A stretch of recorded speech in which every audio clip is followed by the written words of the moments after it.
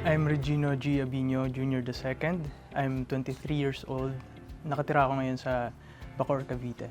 I just recently graduated from UST College of Fine Arts and Design.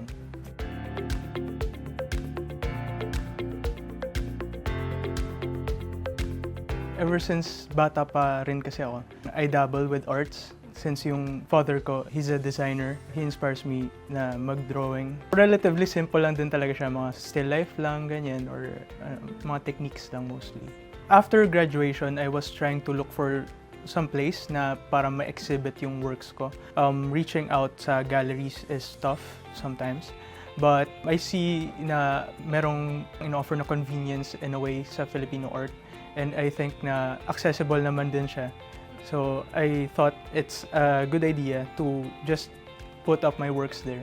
As a starting artist, I have to maximize yung opportunity na nasa harap ko. Joining Filipino art, nagkaroon ng chance na exhibitions, ganyan. And since meron kasi silang profile doon sa website and meron din mga blogs, I can get my name out there for people to look me up online.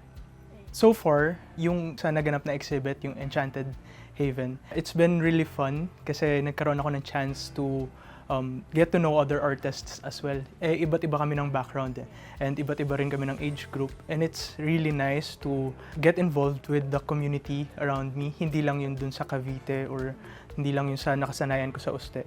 Aside sa exhibit, yung pag-reach out ng Filipino art sa akin to create features, it helps me a lot then to market myself as an artist sa ibang organizations. One particular instance na natulungan ako ng Filipino art, yung recent collaboration ko with Endan. They searched me up using Filipino art. Sa student artists, lalo na yung mga nagte-take up ng fine arts, maximize your opportunities like Shell, yung mga competitions na ganun.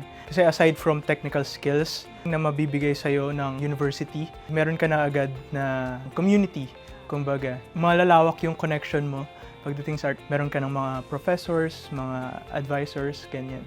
Just put up your work, tapos okay na yun. No expectations, no nothing, ganyan.